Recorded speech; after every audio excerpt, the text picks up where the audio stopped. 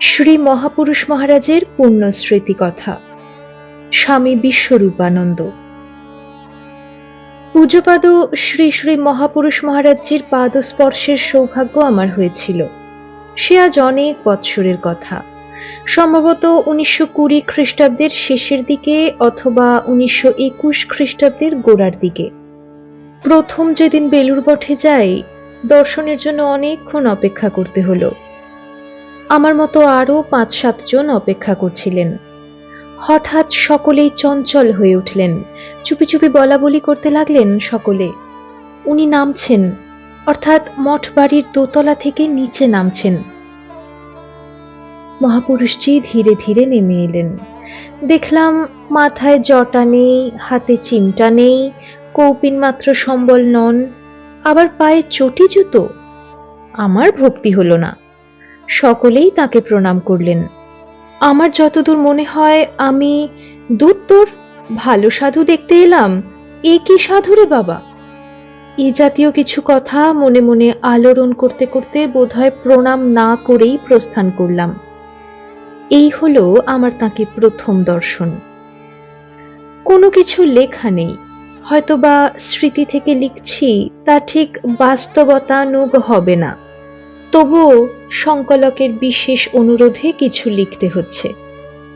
যা হোক, এভাবে মঠ থেকে চলে এলাম এবং সাধু খোঁজার পালা চলল। নানা স্থানে ঢু মারলাম। ওই সময়ে পূজ্যপাদ রাজা মহারাজ ছিলেন বোধহয় ভুবনেশ্বরে।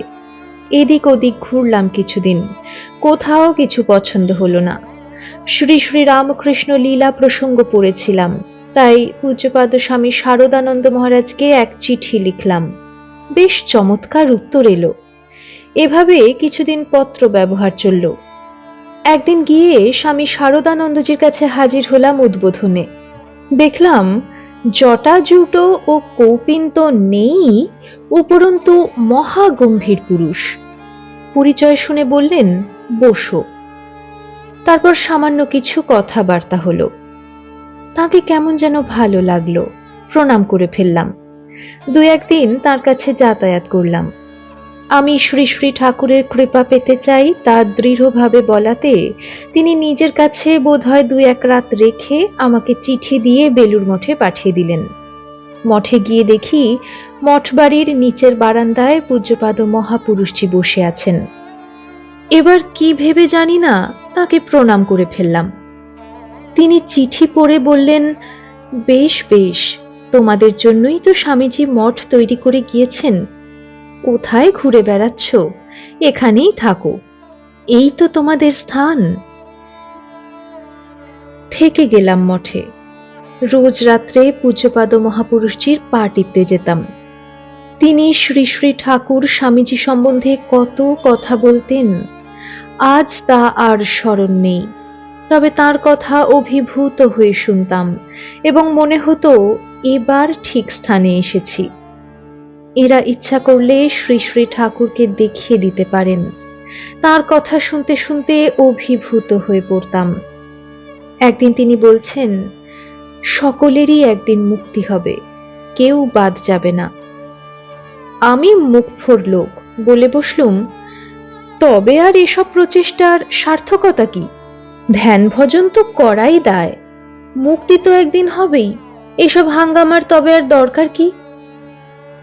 তিনি বললেন, এই চন্দ্র সূর্য গ্রহ নক্ষত্র কতবার যাচ্ছে, কতবার আসছে। সৃষ্টি অনন্ত, সেই অনন্তকালের মধ্যে কখন তোমার পালা আসবে তুমি জানো না। সেই অনন্তকাল দুঃখ ভোগ করো, পুনঃ পুনঃ জন্ম মৃত্যু যাতনা ভোগ করো, রোগ শোক দারিদ্র ভোগ করো। এতে রাজি তো? তা যদি না হও তো তাকে পাবার চেষ্টা করো। তাঁর কৃপায় এই জন্মে সমস্ত যন্ত্রণার হাত থেকে নিষ্কৃতি পাবে। এটা কি লোভনীয় নয়? আমি নির্বাক। একদিন বিকালের দিকে তার সামনে বসে আছি। একটি ছোকরা প্রায় আমারই বয়সী এসে প্রণাম করে বলল, আমায় কৃপা করুন। পূর্বে ওই যুবকের সঙ্গে কোনো কথাবার্তা কোনোদিন তার হয়েছিল কিনা জানি না। তিনি তার প্রার্থনা শুনে বলে বসলেন, দেখো, আমরা কুঁড়ের বাথান তৈরি করিনি, আমাদের কৃপা পেতে হলে শ্রী শ্রী ঠাকুর স্বামীজির কাজ করতে হবে। যতদূর মনে আছে ছেলেটি বোধহয় কাজ করতে অস্বীকার করে চলে গেল। মহাপুরুষজির কাছে বাস করবার আমার এই সৌভাগ্য বেশি দিন স্থায়ী হয়নি। তিনি অন্য কর্মকেন্দ্রে আমায় পাঠিয়ে দিলেন। তবু মাঝে মাঝে মঠে আসতাম ও তাঁর শ্রীমুখে শ্রী শ্রী ঠাকুরের কত কথা শুনতাম। এরপর কাশীতে মহাপুরুষ মহারাজের দর্শনের সৌভাগ্য দুবার কয়েক মাস ধরে পাই। সে সময় তিনি তপস্যার উপর খুব জোর দিতেন। বলতেন, দেখো, সারাদিন হৈ হৈ করলে কি হবে, নিয়ম মতো জপ ধ্যান করো। ওই সময়ে একদিন হীরেন মহারাজের কথা উঠল। একজন বললেন, হীরেন রাজপুরে তপস্যা করছে। মহাপুরুষজি শুনে খুব খুশি হয়ে বললেন, দেখো, ছেলেটার ভিতর মাল আছে, খাটছে, ওর হবে। এর মধ্যেই অপর একজন বলে বসলেন, না মহারাজ, সে তো নেমে আসছে। তিনি শুনেই বললেন, আরে, এ তো দেখছি মহা হতভাগা, লেগে থাকতে পারে না, ওর কিচ্ছু হবে না। এ সময়ে অপর একজন বললেন, না মহারাজ, সে গঙ্গাহীন দেশে থাকবে না, অনুপ শহরে যাচ্ছে। শুনেই তিনি বললেন, তাই বলো, ছেলেটার গঙ্গা ভক্তি আছে, ওর হবে। এই সময়ে আমরা তার মুখে ক্রমাগত জপ ধ্যান ও তপস্যার কথাই শুনতাম। কেউ সেজন্য চেষ্টা করছে শুনলে তিনি খুব প্রশংসা ও আনন্দ করতেন। এর বেশ কয়েক বৎসর পরে সেবাশ্রম সংক্রান্ত কোনো কাজ শিখবার জন্য আমি কলকাতায় যাই। মঠে গিয়ে মহাপুরুষজিকে প্রণাম করতেই কেন গিয়েছি শুনেই তিনি কেমন যেন গম্ভীর হয়ে বললেন, তা বেশ। উৎসাহ দিলেন বলে তো মনে হলো না। ওই কার্য উপলক্ষে আমাকে প্রায় 6 মাসেরও বেশি কলকাতায় থাকতে হয়। প্রতি রবিবারেই মঠে যেতাম। রবিবার মঠে থেকে সোমবার ফিরতাম। আমি গিয়ে প্রণাম করলেই ব্যস্ত হয়ে তিনি জিজ্ঞেস করতেন, আর কতদিন বাকি? আমি যথাযথ উত্তর দিতাম। একবার তার ব্যস্ততা দেখে বললাম, মহারাজ, কাজটা তাহলে ছেড়ে দিই? তিনি বললেন, না, আমাদের ঠাকুরের তা শিক্ষা নয়, যা ধরেছ তা শেষ করতে হবে। আরেকদিন মঠে গিয়ে প্রণাম করতেই ব্যস্ততা সহকারে জিজ্ঞেস করলেন, আর কত বাকি? আমার উত্তর শুনে বললেন, তোমার সন্ন্যাসটা প্রিম্যাচিওর হয়ে গেছে। বাবা, কাজের দিকে এত ঝোঁক, এ তো ভালো কথা নয়। দেখো, তুমি কাজ শেষ করে কাশী ফিরবার আগে আমার কাছে কিছুদিন বাস করে যেও। আর দেখো, তোমাকে একটা বিশেষ কথা বলবো, সে সময় আমাকে মনে করিয়ে দিয়ে তা জিজ্ঞেস করে নিও। পরে কাজ শেষ করে মঠে মহাপুরুষজির কাছে গিয়ে রইলাম। বোধ হয় 1 মাস ছিলাম। একদিন দোতলার বারান্দায় তিনি বসেছিলেন। আমি হাত পাখা দিয়ে বাতাস করছিলাম। সেবক শঙ্কর মহারাজ ছাড়া সে সময় অন্য কেউ ছিলেন না। সুযোগ বুঝে আমি জিজ্ঞাসা করলাম, মহারাজ, আমাকে কি বিশেষ কথা বলবেন বলেছিলেন? আপনাকে মনে করিয়ে দেবার কথাও বলেছিলেন। তিনি বললেন, ও হ্যাঁ, এই সময়ে ক্ষিতীন্দ্র, তামাক দাও তো, বলে শঙ্কর মহারাজকে সেখান থেকে সরিয়ে দিলেন। আমাকে বললেন, বসো। আমি তার শ্রীচরণের কাছে বসলাম। তিনি বললেন, দেখো বাবা, সাধু হয়েছ, শ্রী শ্রী ঠাকুরের কৃপা লাভের চেষ্টা করতে হবে। ধ্যান জপই সেই চেষ্টা। দেখো, কাজ, গরিবের সেবা ইত্যাদি ভালো কথা, ওর দ্বারা চিত্তশুদ্ধিক্রমে খানিকটা সাহায্য হয় মাত্র। সব সময় তো ধ্যান জপ করতে পারবে না, তখন কি করবে? সৎ কাজ করবে, গরিবের সেবা করবে। হ্যাঁ, নারায়ণ জ্ঞানে করবে, তা খুব ভালো। তবে কি জানো, সৎ কাজ কার্য মাত্র, তোমাকে কিছুটা সাহায্য করতে পারে, সঙ্গে তা যাবে না। যদি ভগবানের নাম করতে পারো, সেটাই আসল জিনিস, তাই তোমার সঙ্গে যাবে। এই বাবা তোমাকে সার কথা বলে দিলাম। এই বলে মহাপুরুষজি তার দুটি হাতই আমার মাথায় রেখে আশীর্বাদ করলেন। তারপর কাশীতে ফিরে শিক্ষা করা কাজ আরম্ভ করলাম বটে, কিন্তু এমন ঘটনা প্রবাহের মোড় ফিরে গেল যে ওই কাজ থেকে আমাকে ছিটকে বাইরে পড়তে হলো। এটা কি তাঁরই অমোঘ আশীর্বাদের ফল? কে বলবে? একদিন কাশীতে অম্বিকা ধামে মহাপুরুষজি ও পূজনীয় কেদার বাবা বসে আছেন। আমি হাত পাখা দিয়ে মহাপুরুষজিকে বাতাস করছিলাম। এমন সময় একজন পাঞ্জাবি সাধু গোছের লোক এসে কেদার বাবার হাত দেখতে চাইলেন। হাত দেখে তিনি বললেন, মৃত্যুকালে গুরুকৃপায় ইষ্ট দর্শন হবে। লোকটি মহাপুরুষ মহারাজের হাত দেখতে চাইলেন। তিনি হাসতে হাসতে হাত বাড়িয়ে দিলেন। লোকটি মহাপুরুষজির হাত দেখে বললেন, আপকো ব্রহ্ম দর্শন হো জায়গা। মহাপুরুষজি হাসতে হাসতে বললেন, হোগা क्या जी, बोलो हो गया।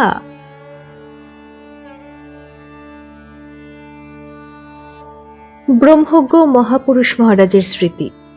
স্বামী পূর্ণাত্মানন্দ।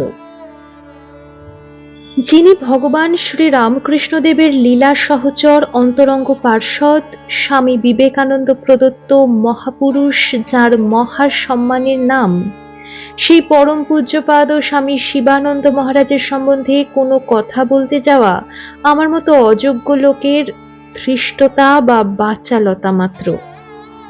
এ যেন গন্ধর্বরাজ পুষ্পদন্তের ভাষায়, কৃশপরিণতি চেতাহা ক্লেশাবশ্যং ক্বচেদং ক্বচ তব গুণসীমোল্লঙ্ঘিনী শশ্বদৃদ্ধিঃ ইতি চকিতমমন্দে কৃত্যমাং ভক্তিরাধাদ বরদ চরণয়োস্তে বাক্য পুষ্পোপহারম।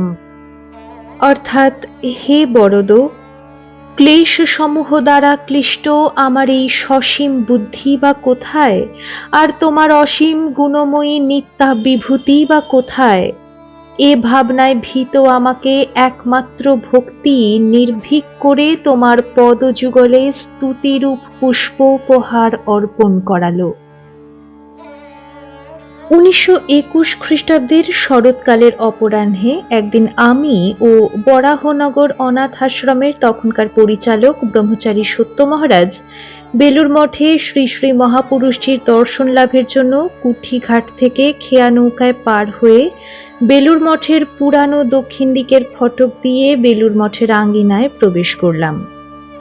পুরাতন ঠাকুর ঘরে প্রণাম করে মহাপুরুষ মহারাজ গঙ্গার ধারের বারান্দায় বড় বেঞ্চিতে বসেছিলেন দেখে আমরা তাকে ভূমিষ্ঠ প্রণাম করতেই তিনি সত্য মহারাজকে আশ্রমের কুশল জিজ্ঞাসা করলেন। সত্য মহারাজই আমার কথা বললেন। এ সাধু হতে এসেছে, শরৎ মহারাজজি আমার কাছে বরাহনগর অনাথ আশ্রমে পাঠিয়েছেন। শুনেই মহাপুরুষজি খুব খুশি হয়ে বললেন, বেশ বেশ। আমি মহাপুরুষ মহারাজের ওই আনন্দময় মূর্তি দেখে খুবই মুগ্ধ হলাম। তিনি আমাকে বললেন, সত্য যেমন যা বলবে তার কথা মতো কাজ করবে। তখন তার সেই দিব্য কান্তিযুক্ত দেহ বার্ধক্যবশত একটু সামনের দিকে ঝুঁকে যাওয়া সত্ত্বেও বেশ বলিষ্ঠ, সুঠাম এবং সুন্দর মুখমণ্ডল যেন ব্রহ্মজ্যোতিতে উদ্ভাসিত ছিল। ওই সঙ্গে তাঁর অদ্ভুত স্মৃতিশক্তি। আমরা বহুদিন সকালে দেখেছি তিনি যখন সাধু ব্রহ্মচারীদের কাছে ঠাকুর স্বামীজি সম্বন্ধে কথা বলতেন তখন যেন একেবারে তন্ময় হয়ে যেতেন। তার শ্রীমুখের ওইসব বাণী শুনবার জন্য কলকাতা থেকে নৃপেন্দ্র সাহু প্রভৃতি কয়েকজন ভক্ত নিত্য তাঁর সঙ্গ করতে মঠে আসতেন। তাঁর কথা শুনতে শুনতে শ্রোতাদের সময়ের জ্ঞান থাকত না। অনেকদিন ঠাকুরের কাঁচা ভাণ্ডারের ভাণ্ডারী বসন্ত মহারাজ নিচ থেকে ডাকতেন, 8টা বেজে গেল, ঠাকুরের তরকারি কাটা হচ্ছে না, কাজকর্ম বন্ধ থাকছে যে। মহাপুরুষ মহারাজ বেলুর মঠে তাঁর ঘরে থাকতেন, কিন্তু কোথায় কি হচ্ছে তা শুনে যথাবিহিত ব্যবস্থা করতেন। 1921 খ্রিস্টাব্দের নভেম্বর কিংবা ডিসেম্বর মাসে স্বামী অভেদানন্দ মহারাজ যখন আমেরিকা থেকে ভারতবর্ষে এলেন, তখন মহাপুরুষজি যে ঘরটিতে বাস করতেন সেই ঘরখানি অভেদানন্দ মহারাজের জন্য ছেড়ে দিয়ে নিজে গেস্ট হাউসের পূর্ব দিকের ঘরটিতে বাস করতে লাগলেন। তখন ও বাড়িতে নিচে কলঘর বা কলের জল ছিল না। মহাপুরুষ মহারাজ নানা অসুবিধা সত্ত্বেও এ বাড়িতে বাস করতে লাগলেন। তখন ওদিকটায় এত নীরব ও শান্ত পরিবেশ ছিল যে দর্শনার্থীরা নিঃশব্দে তার ঘরের বারান্দায় বসে থাকতেন। আমরাও তার বারান্দায় গেলে খুব সাবধানে যেতাম যাতে তার কোনো অসুবিধা না হয়। 1922 খ্রিস্টাব্দের এপ্রিল মাসে পূজ্যপাদ স্বামী ব্রহ্মানন্দ মহারাজের দেহত্যাগের পর মহাপুরুষ মহারাজ প্রেসিডেন্ট হয়ে একেবারে যেন অন্য লোক হয়ে গেলেন। তাঁর সেই প্রেমময় আচরণ সকলকে মহা আনন্দে রেখেছিল। তিনি শ্রী শ্রী ঠাকুরের প্রসাদী জিনিস ছাড়া অন্য কোনো জিনিস খেতেন না। একদিন স্বামী বিজয়ানন্দজিকে কোনো ভক্ত মহাপুরুষ মহারাজের জন্য কিছু সন্দেশ কিনে দিয়েছিলেন।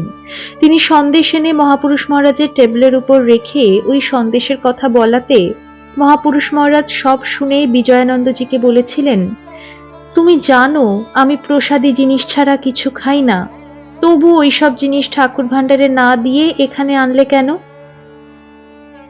তিনি সব জিনিসই শ্রী শ্রী ঠাকুরকে নিবেদন করে তবে প্রসাদ পেতেন। একবার রেঙ্গুন কিংবা কুয়ালালামপুর থেকে ম্যাঙ্গোস্টিন এসেছে বাক্সবন্দি হয়ে। খুলে দেখা গেল প্রায় সবই নষ্ট হয়ে গিয়েছে। তিনি উপর থেকে তা শুনে নিচে নেমে এসে দেখে বললেন, এ থেকে কয়েকটা ভালো দেখে ঠাকুরকে দাও, তার ইচ্ছা হয় গ্রহণ করবেন। তিনি অন্তর্যামী, ভক্ত কত আগ্রহ করে পাঠিয়েছে, তোমরা ঠাকুরকে না দিয়েই ফেলে দেবে? তার চেয়ে তাকে দেখাও, তিনি ইচ্ছা করলে গ্রহণ করবেন। আর একদিনের কথা মনে পড়ে। কালিকানন্দ স্বামীর দিদি নানা রকম মিষ্টান্নাদি ঘরে তৈরি করে শ্রী শ্রী ঠাকুরের জন্য নিয়ে এসেছেন। তারা যখন উপরে ঠাকুর দর্শন করতে গেলেন, তখন মহাপুরুষ মহারাজ নিচে নেমে এসে ঠাকুর ভাণ্ডারে ঢুকে আমাকে জিজ্ঞেস করলেন, কিছু সন্দেশ বা মিষ্টি আছে? আমি না বলাতে তিনি কালিকানন্দ স্বামীর দিদির আনা মিষ্টি থেকে কিছু মিষ্টি নিয়ে ঠাকুর ভাণ্ডারের ভিতর যে ঠাকুরের ছবি ছিল সেখানে নিবেদন করে বললেন, এ থেকে ওদের প্রসাদ দিও। ভক্তদের প্রতি তাঁর কি করুণাই না ছিল। শ্রী শ্রী মহাপুরুষজির এক শুভ জন্মতিথিতে আমরা নিত্যকার মতো তাকে প্রণাম করতে গিয়েছি। তিনি সেদিন নতুন কাপড় পরে বসে আছেন, জনে জনে তাকে প্রণাম করে চলে যাচ্ছেন। এর মাঝে কেউ দু একটি কুশল প্রশ্ন তাকে করছেন। আমি তার কাছে প্রার্থনা করলাম, মহারাজ আশীর্বাদ করুন যাতে শ্রী শ্রী ঠাকুরের প্রতি শ্রদ্ধা ভক্তি হয়। তিনি খুব প্রসন্ন হয়ে বললেন, হ্যাঁ, তোমাদের তো ঠাকুরের প্রতি শ্রদ্ধা ভক্তি আছেই, তবে তো তার কাছে এসেছো। তিনি গতির ভর্তা প্রভুঃ সাক্ষী নিবাসঃ শরণং সুহৃদ প্রভবঃ প্রলয় স্থানং নিধানং বীজমব্যয়ম। তাকে এই ভেবে যদি কেউ সব সমর্পণ করে পড়ে থাকে, তাহলে তিনি দেখবেনই। তোমার কিসে কল্যাণ হবে তা তিনি জানেন। তিনি যে অন্তর্যামী, তিনি যে তোমাদের অতি আপনার। তার কাছে না চাইলেও তিনি যা দরকার তা দিয়ে ভক্তের কল্যাণ করেন। আমি তো জানি যখন যা দরকার তিনি সব দিচ্ছেন, তোমাদের ভাবনার কিছু নেই। তিনি আছেন, বিশ্বাস করো। আর এক দিনের ঘটনা। মঠের গরুগুলির তত্ত্বাবধানকারী একজন ব্রহ্মচারী আর ভান্ডারী, এই দুজনে বচসা হওয়ার পর একজন যখন মহাপুরুষ মহারাজের কাছে গিয়ে জানালো, মহারাজ আমি এখানে থাকবো না, তখন মহাপুরুষ মহারাজও খুব শান্ত গম্ভীর হয়ে বললেন, তা বেশ, তোমার যদি এখানে থাকার ইচ্ছা না হয় থাকবে না, তবে তোমাকে বলে রাখছি, এখান থেকে তোমাকে কেউ তো ডেকে আনতে যায়নি। তুমি ঠাকুরকে ভালোবাসো, আমাদের শ্রদ্ধা করো, তাই না এখানে ঠাকুরের আশ্রয়ে এসেছো। কে কি বললে তাতেই যদি ঠাকুরের আশ্রয় থেকে আমাদের সঙ্গ ছেড়ে চলে যেতে চাও, তো যাও, কিন্তু কোথায় যাবে? কোথায় ঝগড়া কলহ নেই? সকলেই যদি নিজের নিজের চরকায় তেল দেয়, তাহলে সব চরকাতেই তেল পড়ে। তখন চরকাতে আর আওয়াজ হয় না। মহাপুরুষ মহারাজের এই উপদেশ শুনে এবং সেই স্বাধীনতা দেওয়ার পর তারা দুজনেই বেলুড় মঠেই থেকে গেল।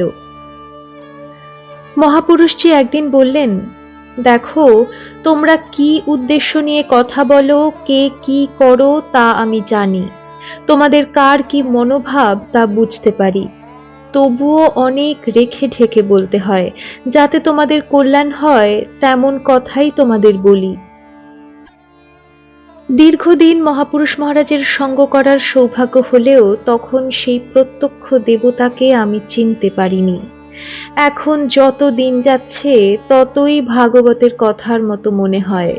চাঁদের উজ্জ্বল প্রতিবিম্বের সঙ্গে মৎস্যকুল খেলা করে এবং মনে করে চন্দ্র তাদেরই মতো একজন। আমার অবস্থাও বাস্তবিক তাই। এখন যখনই গীতা পড়ি তখনই অনুভব করি গীতায় স্থিত প্রজ্ঞের লক্ষণ যা ভগবান শ্রীকৃষ্ণ অর্জুনকে উপদেশ দিয়েছেন, কিংবা গুণাতীতের লক্ষণ যা বলেছেন, তা মহাপুরুষ মহারাজের জীবনে পরিস্ফুট দেখতে পাওয়া যেত। শ্রী শ্রী ঠাকুরের উপর তাঁর অচল অটল বিশ্বাস দেখে আমরা মুগ্ধ হয়েছি, শ্রী শ্রী ঠাকুরকে ভক্তি করতে শিখেছি। শাস্ত্রে আছে জিতাং সর্বং জিতে রসে। আমরা দেখেছি মহাপুরুষ মহারাজকে অতি উপাদেয় খাদ্য হলেও তিনি তার অতি সামান্য মাত্রই গ্রহণ করে সে জিনিসের তারিফ করে বলতেন, বাহ, বেশ বেশ। তিনি স্বল্পাহারী ছিলেন। তার জন্য পৃথক যে ঝোল রান্না হতো, স্বামী শারদানন্দজি রহস্য করে সেই ঝোলের নাম দিয়েছিলেন মহাপুরুষের ঝোল, কারণ তাতে সামান্য নুন ও আদার রস ছাড়া অন্য কোনো মশলা দেওয়া হতো না। কিন্তু সেই ঝোল তিনি খুব তৃপ্তির সঙ্গে খেতেন। যে জিনিস যত উপাদেয় হতো সে জিনিস তত কম পরিমাণে গ্রহণ করতেন। রসনা সংযম আমরা প্রত্যক্ষ করেছি তাঁর জীবন দেখে। আমাকে তিনি যথেষ্ট স্নেহ করতেন। দৃষ্টান্ত স্বরূপ বলতে পারি, একবার স্বামী সৎপ্রকাশানন্দজি হরিশ মহারাজ আমাকে ঢাকা শ্রী রামকৃষ্ণ মঠের কর্মী করে বেলুড় মঠ থেকে নিয়ে যাবার জন্য তদানীন্তন সম্পাদক স্বামী শুদ্ধানন্দ মহারাজকে বলে ঠিক করে ফেলেছিলেন। ঢাকা রওনা হওয়ার দিন স্বামী শুদ্ধানন্দজি সকালে মহাপুরুষজিকে জানাতেই তিনি এক কথায় বলে দিলেন, না, শুদ্ধকে ঢাকা পাঠানো চলবে না, অন্য কাকেও পাঠাও। তার পুত সঙ্গচ্যুত হতে হলো না ভেবে আমিও খুবই আনন্দিত হলাম। তিনি যেমন গম্ভীর তেমন প্রাণ খোলা আলাপও করতেন। তার উপদেশের মধ্যে কোনো সংশয় থাকতো না। তার সেই স্নেহ ভালোবাসা জীবনে ভুলবার নয়। যা তার স্মৃতি, তার তুলনা দেবার কোনো দৃষ্টান্ত নেই। তার স্মৃতি আমাদের ভবিষ্যৎ জীবনকে পরিচালিত করুক, ইহাই তার শ্রীচরণে প্রার্থনা। কোথায় শ্রীরামকৃষ্ণদেবের অন্তরঙ্গ পার্ষদ শিবতুল্য স্বামী শিবানন্দ মহারাজ, আর কোথায় আমার অসমর্থ লেখনীর অযোগ্য লেখা স্মৃতিকথা। সুবিখ্যাত গুণাতীত মহাপুরুষ নিশ্চিতঃ সর্বপূজ্য মহামুনিঃ শিবানন্দায় তে নমঃ।